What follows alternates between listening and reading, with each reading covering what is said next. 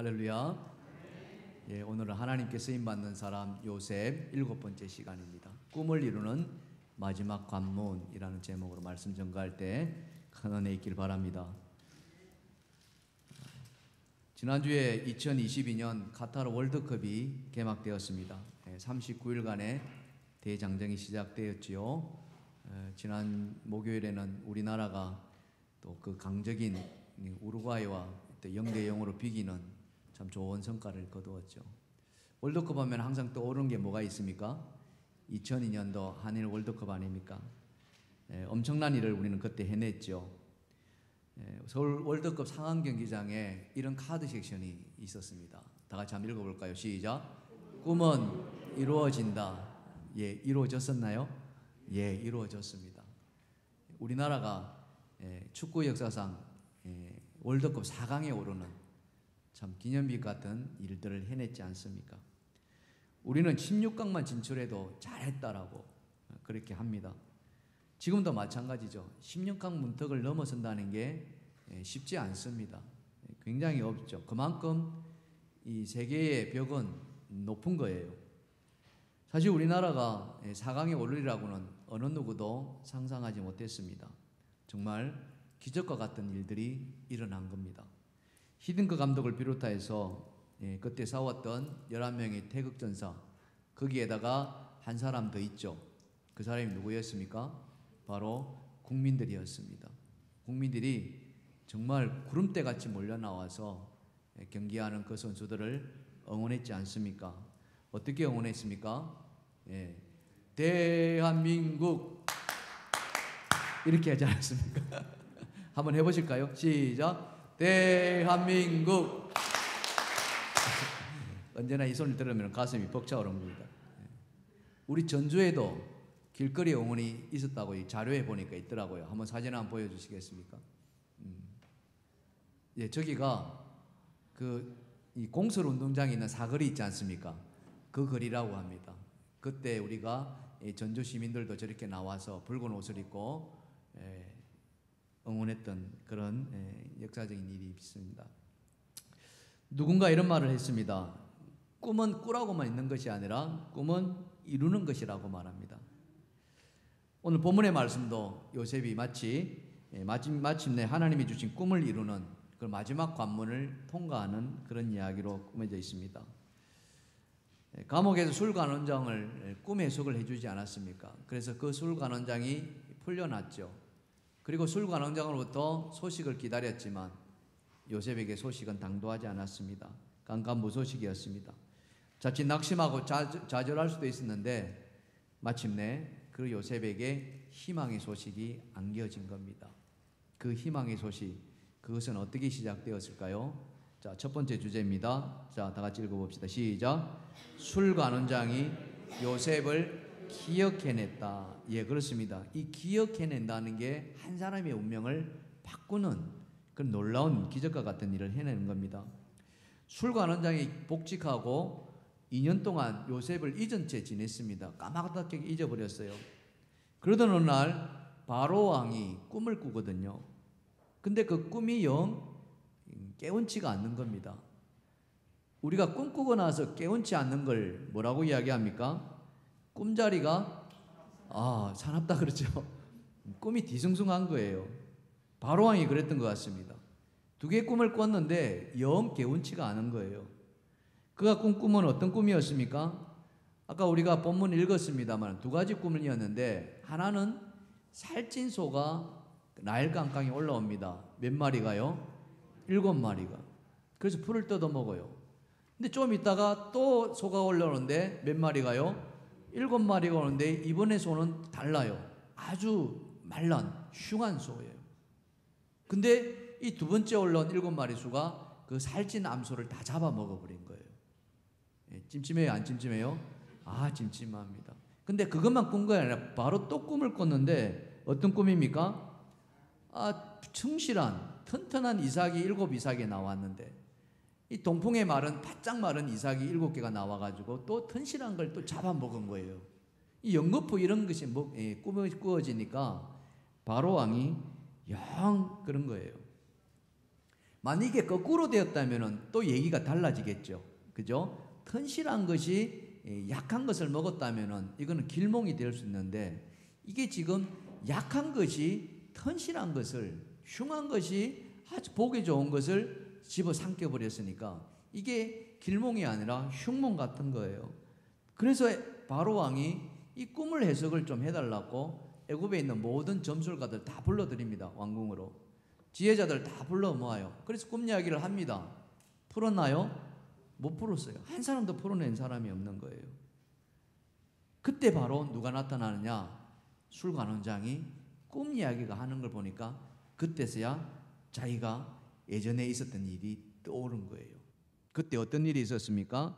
자, 한번 우리가 되새겨 볼까요? 창세기 40장 9절부터인데요. 자, 한번 보시면은 술 맡던 관원장이 내가 꿈에 보니 내 앞에 포도나무가 있는데 그 나무에 세 가지가 있고 싹이 나서 꽃이 피고 포도송이가 있고 내 손에 바로의 잔이 있기로 내가 포도를 따서 그 즙을 바로의 잔에 짜서 그 잔을 바로의 손에 들였노라. 예, 이걸 꾼 거예요. 이 술관원장이. 이 꿈이 무슨 꿈인지 알지 못했던 거죠. 그래서 요셉에게 물었습니다. 야, 이 꿈이 뭐냐 하니까 요셉이 풀어내기를 창세기 40장 12절과 13절에 그 해석은 이러하니 세 가지는 사흘이라. 지금부터 사흘 안에 바로가 당신의 머리를 들고 당신의 전직을 회복시키리니 당신이 그 전에 술 맡은 자가 되었을 때 하던 것 같이 바로의 잔을 그의 손에 드리게 되나이다. 자, 이렇게 꿈을 해주고 난 뒤에 어떻게 됩니까? 꿈대로 되었어요, 안 되었어요?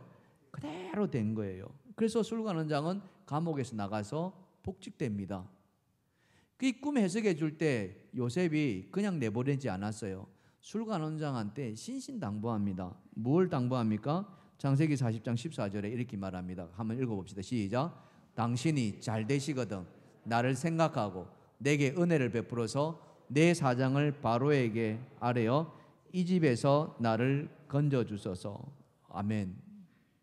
근데 여러분, 화장실 들어갈 때하고 나올 때 마음이 같아요, 달라요?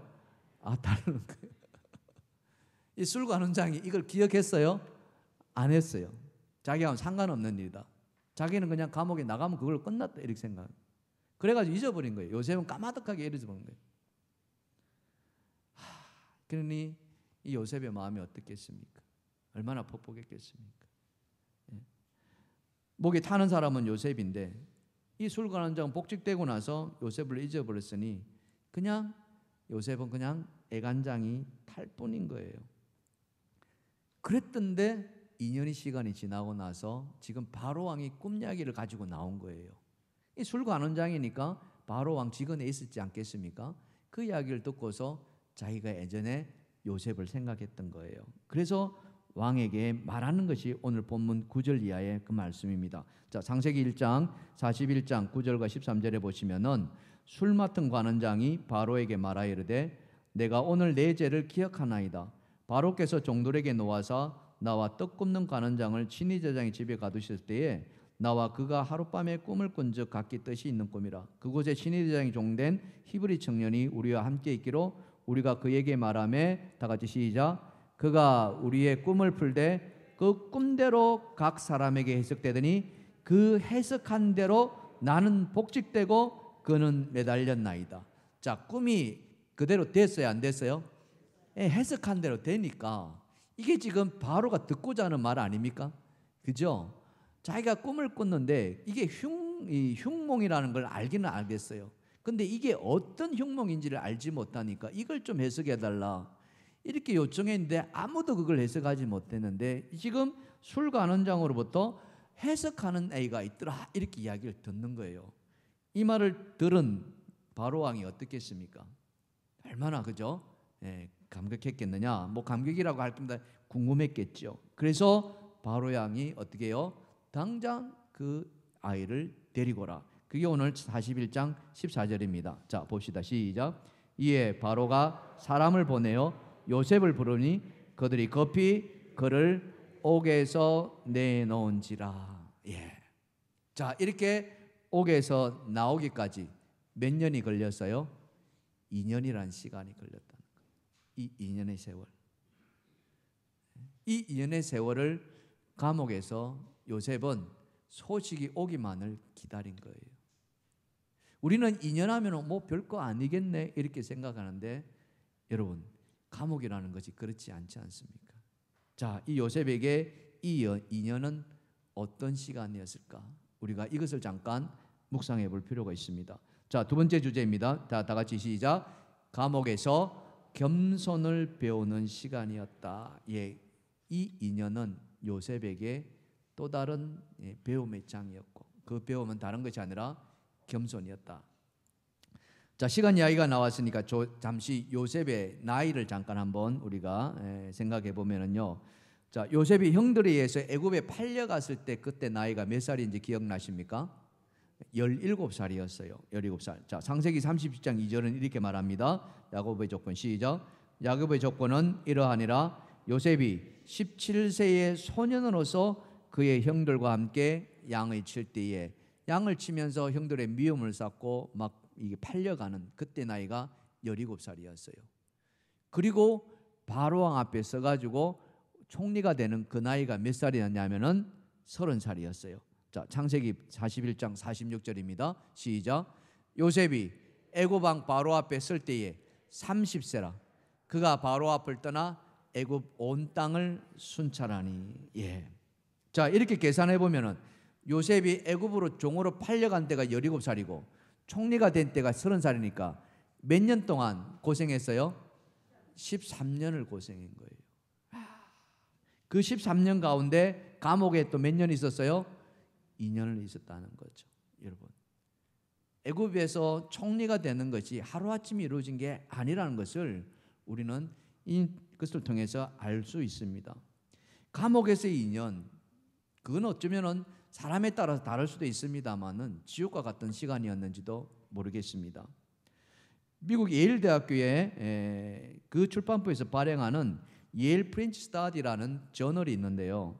거기에 마이클 하트라는 교수가 이 감옥의 시간이라는 글을 하나 올린 적이 있어요. 이 감옥의 시간이 얼마나 힘겨운 것인가를 그의 글에서 우리가 잘 나타내는데 잠깐 한번 소개해 드리면요. 이렇게 글을 말했습니다. 수감자들은 흔히 자신들이 감옥에서 보내는 시간을 바깥의 시간과 질적으로 다른 시간이라고 말합니다. 감옥은 시간을 버리고 시간을 부수고 시간을 비웁니다. 다시 한번 읽어드리겠습니다. 감옥은 시간을 버리고 시간을 부수고 시간을 텅 비운다는 거예요. 우리 이런 생각 해본 적 있으신가요? 시간을 버리고 시간을 깨부수고 시간을 텅 비워버린다는 거예요. 수감자들은 자신들의 범죄에 대한 시간을 치르고 그들의 벌금을 지불하려고 복역을 합니다. 열심히 시간을 보낼 수도 있고 쉬엄쉬엄 보낼 수도 있습니다. 그것은 그들의 태도에 달려있죠. 하지만 그 모든 시간은 똑같이 버려지는 것입니다. 시간은 마치 달팽이 걸음으로 움직입니다. 그런 하루가 끊임없이 이어집니다. 감옥 안에서의 시간은 여러분 창조의 시간이 아닙니다. 행복한 시간이 결코 아니에요. 그 안에서의 시간은 버려진 시간이고 그 시간의 흐름은 마치 달팽이처럼 느릿느릿 움직이고 그런 느릿느릿 움직이는 지루한 시간이 끊임없이 반복되는 게 감옥 안의 시간이라고 그건 말하고 있습니다. 그러니 하루하루를 보내기가 얼마나 힘겹겠습니까? 여러분, 왜 이렇게 시간은 흐르지 않을까? 얼른 흘러가야 형기를 채우고 나갈 텐데 이놈의 시간은 도무지 흘러가지 않는구나 하면서 감옥 안에 있는 사람들은 그렇게 세월을 보낼 수도 있습니다. 요셉도 마찬가지 아니었을까 생각을 해봅니다. 아무런 기약도 없이 무작정 기다려야만 하는 그런 시간. 형량이 정해진 것도 아니었죠. 니 몇 년 살아라 이런 것도 없었습니다. 그래서 나올 때까지 그는 무작정 기다려야만 했던 것이죠. 그러니 끝없이 기다리는 그의 마음에는 어떤 마음이 들었을까 이거예요. 우리는 이 기나긴 2년의 시간을 요셉이 무엇을 하며 지냈을까 이것을 한번 묵상해 보는데요. 성경에 보면은 이 2년의 시간 동안 어떤 기록도 없습니다. 아무런 기록이 없어요. 그냥 2년 후에 오늘 41장이 시작됩니다. 한마디로 말하면 침묵의 시간이었습니다. 그렇습니다. 하나님은 이 침묵의 시간을 성경 곳곳에 이렇게 삽입하고 있습니다. 이 침묵의 시간을 어떻게 말씀하고 있느냐? 베드로전서 5장 6절은 이렇게 말씀합니다. 다 같이 읽어보실까요? 시작. 그러므로 하나님의 능하신 손 아래에서 겸손하라. 때가 되면은 너희를 높이시리라. 아멘. 때가 되면 어떻게 하신다고요? 높이신다는 거예요. 감옥이라는 것은 어떻습니까? 낮아질 대로 낮아진 곳입니다. 더 이상 내려갈 곳이 없는 곳이 감옥입니다. 그곳에서 때를 기다리라. 뭘 하면서요? 겸손하면서. 바로 이거예요. 베드로는 이렇게 겸손하라고 말씀하고요, 아무것도 할 수 없는 그 침묵의 때에 겸손을 배우라고 이야기합니다. 자신을 낮추어서 하나님의 때를 기다리라고 말씀합니다. 저는 묵상하면서 이 요셉이 그 인연을 견딜 수 있었던 것은 바로 이와 같은 하나님의 가르침을 묵상하지 않았을까? 자기를 낮추는. 그러면서 뭘 생각했을까를 한번 생각해 보니까 그가 지난날에 어떤 삶을 살았는가를 생각해 볼 수가 있죠. 그가 요셉이 애굽에 팔려오기 전에 어땠습니까? 아버지 야곱으로부터 엄청난 사랑을 받았지 않습니까? 그래서 그 사랑하는 요셉에게 아버지는 뭘 해줬어요? 채색 옷을 입혀줬어요. 그럼 그 채색 옷을 입고 형들 앞에서 막 자랑했을 것입니다. 나 이런 옷 입었어. 나 이런 옷 입었어. 그럴 때 형들의 마음이 얼마나 쓰라렸을까. 그것을 감옥에서 생각하지 않았을까요? 심지어는 꿈을 꿉니다. 2개의 꿈을 꾸죠. 그 꿈 속에서 형들이 어떻게 합니까? 다 요셉에게 절하는 꿈을 꿉니다. 그 이야기를 형들 앞에서 이야기를 하는 거예요. 그러니 형들이 그 마음에 얼마나 불편했을까? 얼마나 형들이 화가 났을까? 그 전에 몰랐는데 감옥 안에서 이런 생각들을 하지 않았을까? 이렇게 생각해 보는 거예요. 이 2년이라는 시간, 그 시간은 요셉에게 새로운 광야였습니다. 광야. 그 광야는 겸손을 배우는 겸손의 배움의 교실이었죠. 광야에는 요셉에게 인내의 한계를 배우고 테스트하는 그런 시험 시간이었습니다. 견딘 것이죠. 요셉만 그렇느냐? 예수님도 그러셨습니다. 예수님도 공생애를 다 마치고 마지막 사명을 완수하기 위해서 골고다 언덕을 오르십니다. 그리고는 로마 병정위에서 십자가에 달리시죠. 그렇게 십자가에 섰을 때 사람들은 예수님을 조롱합니다. 어떻게 조롱했습니까? 야, 네가 유대인의 왕이냐? 네가 유대인의 왕이고 메시아라면은 너 자신부터 한번 구원해 보라. 얼마나 모욕적인 말을 합니까? 인격 살인이라고 말할 수 있습니다. 그리고 그 십자가에서 지금 당장 내려오라.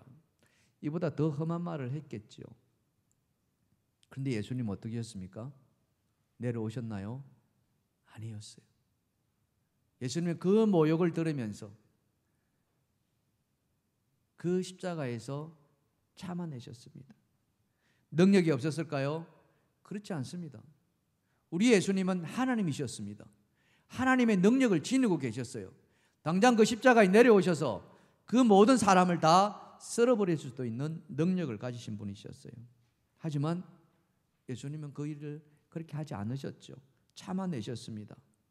아니 도저히 참을 수 없는 그런 모욕, 능멸을 당했지만은 거기까지 예수님은 참아내셨다는 거예요. 그리고는 말씀하십니다. 마지막 말씀. 그 말씀은 바로 테텔레스타이였습니다. 테텔레스타이. 다 이루었다. 모든 인류의 죄를 다 대속하시고 모든 자의 구원에 이루실 그 하나님의 구원, 그것을 마침내 완성하시기 위해서 예수님은 그 모든 모욕을 참아내시했다는 거예요. 그리고는 말씀하신 거예요. 테텔레스타이. 그리고는 숨을 거두시죠. 요한복음 19장 30절은 이렇게 말씀합니다. 다 같이 시작. 예수께서 신포도주를 받으신 후에 이르시되 다 이루었다 하시고 머리를 숙이니 영혼이 떠나가시느라. 예, 다 이루시기까지 우리 예수님이 하신 것은요, 능력을 발휘하신 것이 아니라 참아내셨다는 거예요. 견디시는 거예요. 그 견딤의 결과 예수님은 사흘 만에 다시 살아나셨습니다. 할렐루야. 하나님이 그를 다시 높이셨습니다. 바로 그거예요. 아까 베드로전서 말씀처럼 겸손하라, 때가 이르면은 높이시리라. 할렐루야. 예수님이 부활하신 이후에 보좌에 앉으셔서 모든 무릎을 예수의 무릎 앞에 꿇게 하셨다고 성경은 우리에게 말씀하십니다. 보디발의 집에서 요셉은 종으로 11년을 살았습니다. 가정 총무라 했지만 그는 여전히 종이었습니다. 그러다가 그 보디발의 아내로부터 억울한 누명을 뒤집어 쓰고 감옥에 갇힙니다. 여러분 한번 생각해 보세요. 얼마나 그 삶이 억울했겠느냐. 그것을 무려 2년을 견뎌야 했습니다. 그렇게 13년을 요셉으로 하여금 하나님은 참는 법을 가르쳤던 거예요. 겸손을 가르쳤던 겁니다. 하나님의 섭리가 이루어질 때까지를 기다리라고 하나님 요셉을 그렇게 광야로 내몰았던 거죠. 사랑하는 성도 여러분, 오늘 이 말씀에서 우리가 깨닫는 것이 있다면 무엇이겠습니까? 그것은 바로 기다릴 줄 알아야 한다는 것입니다. 인내를 배워야 한다는 것입니다. 하나님께서 우리를 사용하시기 위해서 하나님께서 새로운 무대를 만드실 때 그때까지 우리로 하여금 겸손하라고 기다리고 계신다는 사실. 여러분, 우리 마음 같아서는 뭔가를 빨리 이루고 싶을 겁니다. 그렇지 않습니까? 지금 문제가 앞에 산적해 있습니다. 그 문제를 빨리 해결하고 싶을 거예요. 우리의 마음은 그렇습니다. 그러나 하나님은 기다리게 하신다는 거예요. 하나님의 때가 있다는 겁니다. 그 때를 우리는 인내하며 기다리셔야 하는 거예요. 못 찾는 사람들은 거기에서 그냥 주저앉습니다. 그러나 기다린 사람은 반드시 하나님이 그를 다시 기회를 안겨주시리라 믿습니다. 그 기다리는 동안 우리는 그릇을 준비해야 되는 거예요. 무슨 그릇입니까? 하나님의 축복받을 그릇이라는 거죠. 사랑하는 성도 여러분, 힘드십니까? 고통스럽습니까? 그러나 이때가 지나면은 하나님께서 우리에게 큰 축복을 안겨주시리라 믿습니다. 이 기간을 잘 이겨내시는 저와 여러분 되시기를 주님의 축원합니다. 축원합니다.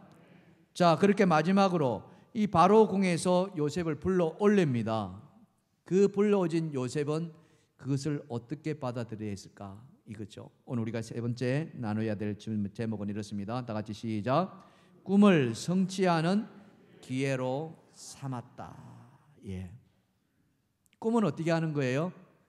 이루는 거예요. 꾸는 게 아니라 꿈은 어떻다? 이루라고 하는 거예요. 자, 술관원장으로부터 요셉의 꿈을 해석할 줄 안다는 것을 들은 바로는 당장 요셉을 불러들이죠. 아까 우리가 살펴보셨습니다만은 다시 한번 봅시다. 창세기 41장 14절 크게 한번 읽어봅시다. 시작. 이에 바로가 사람을 보내어 요셉을 부르매 그들이 급히 그를 옥에서 내놓은지라. 요셉이 곧 수염을 깎고 그의 옷을 갈아입고 바로에 들어가니. 예, 바로가 사람을 보냅니다. 아마 명령지를 들고 갔겠죠. 왕이 보낸 명령지, 우리는 조선시대 때 이걸 뭐라고 그랬습니까? 어명이라고 그랬습니다. 어명 받으시오. 그 어명이 당도하면은 그 받는 사람은 어떻게 합니까? 그냥 한번 줘봐 이렇게 받나요? 그렇지 않죠.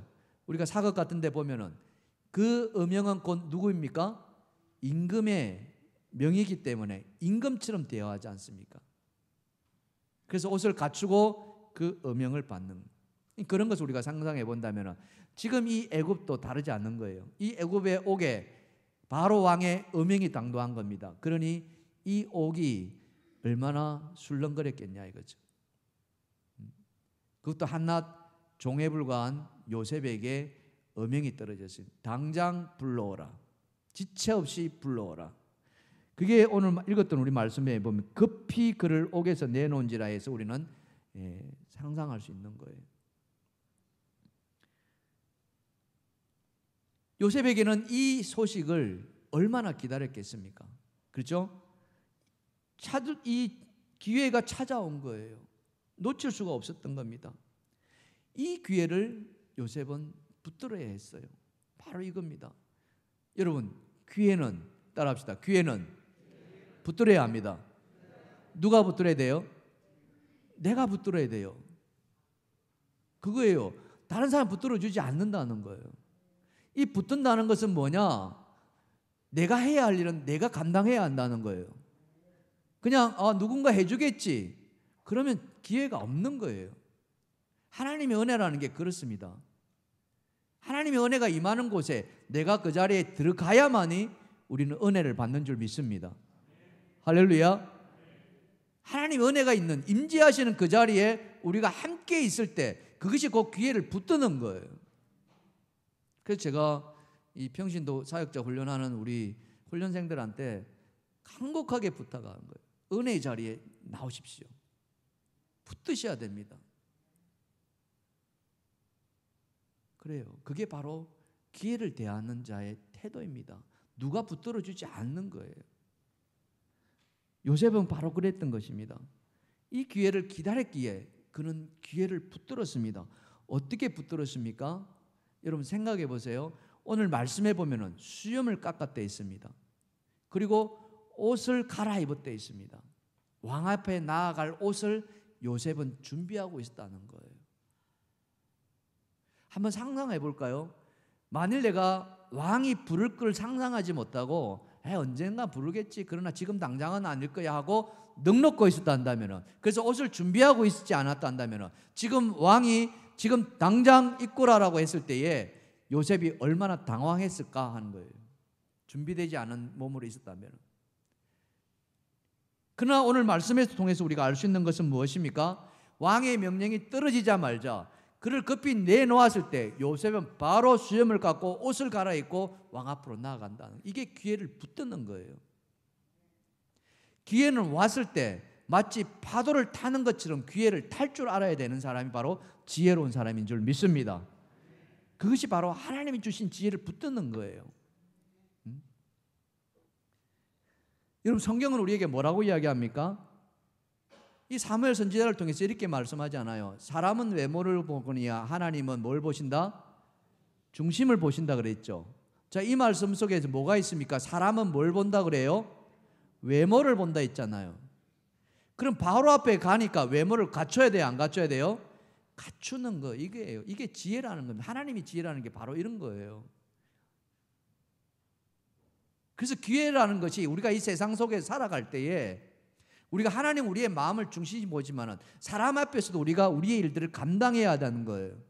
그렇다면은 그 사람 앞에서도 우리가 예를 갖출 수 있는 마음의 준비가 되어 있는, 이게 기회를 붙드는 자의 태도라는 거죠.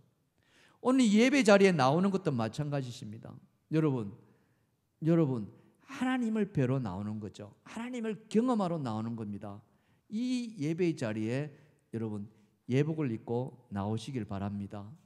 그냥 일상복을 입고 나오셔도 뭐 하나님 뭐라 하시겠습니까마는, 그래도 일주일에 한 번 이 주일이라면은 하나님 앞에 하나님을 뵈러 나오는 거라면은 왕보다 위대하신 분이 하나님 아니시겠습니까? 그렇다면 그 하나님을 내가 뵈려고 하나님을 예배하는 자라면은 우리가 마음과 몸을 함께 갖춘다면은 하나님은 더 우리를 기뻐하지 않으시겠는가? 할렐루야. 물론 예복에 우리의 마음이 중요하겠죠. 그게 훨씬 더 중요합니다. 그러나 예복을 소홀히 할 수가 없다는 것이 또한 이 말씀 속에서 우리가 깨닫는 겁니다. 분명한 것은 이런 기회를 요셉은 붙잡으려 했었고, 붙잡았을 때 그 기회가 왔을 때 어떻게 붙잡았느냐, 참 우리는 이 말씀이 깊이 묵상해야 되는데요. 창세기 41장 15절과 16절입니다. 자, 보시면은 바로가 요셉에게 이르되 내가 한 꿈을 꾸었으나 그것을 해석하는 자가 없더니 들은즉 너는 꿈을 들으면 능히 푼다 하더라. 요셉이 바로에게 대답하여 이르되, 다 같이 시작, 내가 아니라 하나님께서 바로에게 편안한 대답을 하시리이다. 할렐루야. 바로 이거예요. 지금 이 요셉이 누구 앞에 갔습니까? 바로 왕 앞에 간 거예요. 사람 앞에 간 거예요. 그럼 누구에게 잘 보이려고 했겠어요? 왕을 잘 보이게 하지 않겠습니까? 그럼 왕이 원하는 대답을 해줘야 되는 거예요. 그래서 이 요셉이 왕이시여 걱정하지 마시옵소서. 내가 왕의 꿈을 다 해석해 드리겠나이다. 염려하지 마십시오. 이게 사람의 말인 거예요. 사람이 듣기 좋아하라고 하는 말이에요. 그러나 요셉은 사람이 듣기 좋아하는 말을 하지 않았다는 거죠. 어떤 말을 했습니까? 내가 아니라 누구시라고요? 하나님이십니다. 요셉은 철저하게 자기를 감추는 거예요. 이게 기회를 붙드는 자의 참모습입니다. 2년 동안 요셉이 감옥에서 겸손을 배웠다 했지 않습니까? 그 겸손은 다른 것이 아니라 하나님보다 앞서지 않는 것이 겸손인 거예요. 사랑하는 성도 여러분, 여러분보다 하나님이 항상 앞서 있기를 주님의 축원합니다. 여러분이 하나님을 앞서려고 하지 마십시오. 어떤 일을 하시더라도 항상 하나님의 일이 먼저이기를 여러분한테 있길 바랍니다. 그래서 내 삶에 하나님은 몇 순위이십니까? 여러분 한번 물어보십시오. 하나님이 몇 순위이십니까? 1순위라고 대답하시겠죠. 당연합니다. 그러나 저는 이렇게 말합니다. 하나님은 영순위입니다. 우리 교우들에게 영순위가 계신가요? 하나님은 영순위입니다. 1순위도 아니에요. 그게 겸손이라는 거예요. 항상 내 삶에 하나님은 나보다 앞선 분이십니다. 오늘 여러분 안에 그런 은혜가 있길 바랍니다. 내가 아무리 바쁘고 힘들더라도 하나님이 이 일을 네가 해야 되겠다. 하나님이 이 일을 네가 감당했으면 좋겠다.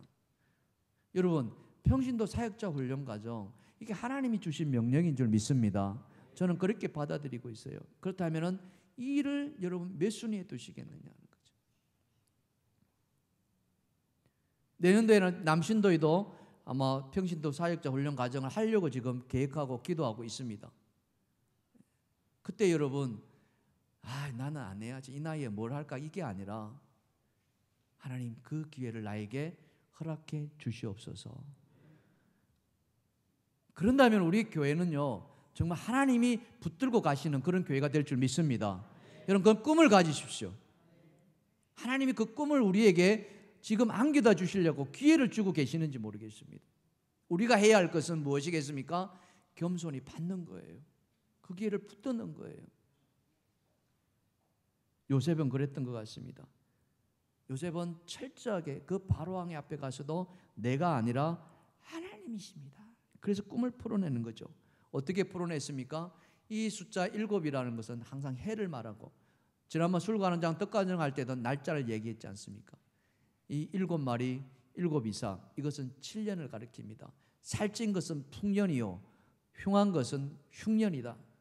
기가 막힌 해석 아닙니까? 여러분, 7년의 풍년이 있을 것이고 7년의 흉년이 있을 것입니다. 이거예요. 근데 문제는 뭐예요? 이 풍년이 흉년한테 어떻게 해요? 집어삼켜진다는 거예요. 풍년이 찾아왔지만은 흉년 앞에서 맥을 춘다 못 춘다? 못 추는 거예요. 그냥 다 꼬그라지는 거예요. 그럼 이걸 어떻게 할 것이냐 이거예요. 거기에 대해서는 성경이 대답을 하지 않고 있어요. 그런데 하나님은 요셉에게 그걸 지혜로 주신다는 거예요. 어떻게 주셨을까요? 여러분, 이게 하나님이 함께 하신다는 게 바로 그런 거죠. 창세기 41장 우리가 읽지는 않았습니다만 33절에 가면요 이렇게 말하고 있어요. 자, 보시면은 이제 바로께서는 명철하고 지혜 있는 사람을 택하십시오. 그리고 애굽 땅을 다스리게 하십시오. 바로께서는 또 이같이 행하사 나라에는 감독관을 두십시오. 그리고 7배 풍년에 애굽 땅에 5분의 1을 거둬들이십시오. 그들로 장차올 풍년의 모든 곡물을 거두게 하시고 그 곡물을 바로의 손에 돌려서 양식을 위하여 각 성읍에 쌓아 두십시오. 이와 같이 곡물을 땅에 저장하여서 애굽 땅에 임할 7배의 흉년을 대비하십시오. 그러면 이 흉년으로 말미암아 망하지 아니하리이다. 할렐루야. 기가 막힌 해석 아닙니까? 흉년을 대비한 대비책까지도 요셉의 입을 통해서 바로의 귀에 들려주는 거예요. 요셉의 입에서 나온 말이지만 누가 하게 하셨다? 하나님이 하게 하셨다는 거죠. 바로 이겁니다. 그 말을 들은 이 바로 왕이 어떻게 해요? 그 자리에서 그렇다면 그 명철하고 지혜 있는 사람이 누구다? 바로 너가 그렇다. 네가 이 일을 감당해라. 그래가지고 요셉을 그 자리에서 애굽의 2인자 총리로 앉혀버리는 거예요. 할렐루야. 하나님의 은혜라는 게 바로 꿈은 이렇게 이루어지는 거예요. 하나님이 이루게 하신다는 거죠. 사랑하는 성도 여러분, 우리에게 기회가 찾아오고 있습니다. 여러분, 그 기회를 여러분 느끼시길 바랍니다. 하나님이 우리 동일교회를 향해서 하나님이 예비하신 그 축복의 기회를 우리에게 준비해 주고 계신다고 저는 믿습니다. 그 기회의 파도에 여러분들이 올라타십시오. 그냥 구경만 하고 있지 마시고 여러분 올라타야 되죠. 내가 그래도 조금이라도 아직도 젊다고 생각한다면 오늘날에는 나이 70도 뭐라고 그러던가요? 70도 뭐라고요? 청년이라고 그러죠.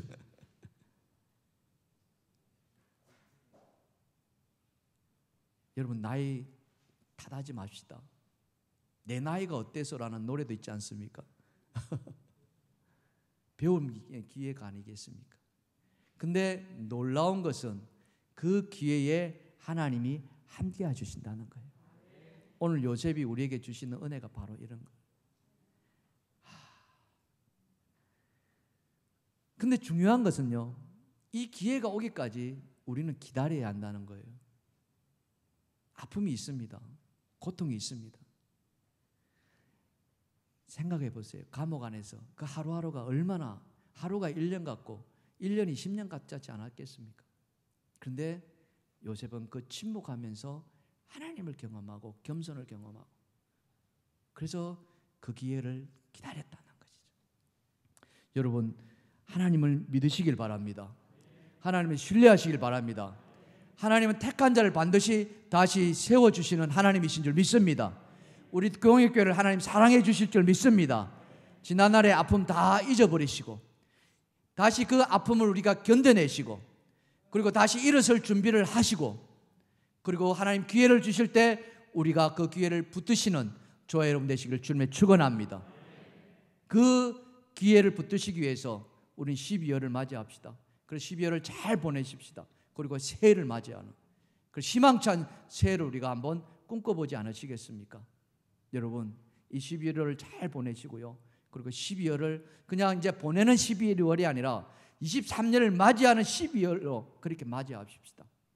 그렇다면 하나님은 저와 여러분 가정과 하시는 모든 일에 새로운 기회로 안겨주시리라 믿습니다.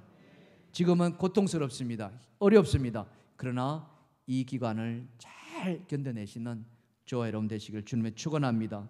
그래서 우리가 이 찬양을 함께 불러보십시다. 우리 반주 좀 해주실까요? 예, 이 가사의 제목은 이렇게 흘러갑니다. 고단한 인생길, 힘겨운 오늘이라고 말합니다. 그러나 예수님은 우리의 마음을 아신다는 거죠. 모르시지 않습니다. 여러분의 마음을 다 아십니다. 그 주님께 여러분의 삶을 맡기십시오. 그리고 여러분에게 기회가 왔다고 생각될 때 반드시 준비하고 계시다가 붙드시는 그런 여러분 되시기를 주님의 축원합니다. 우리 함께 불러보겠습니다.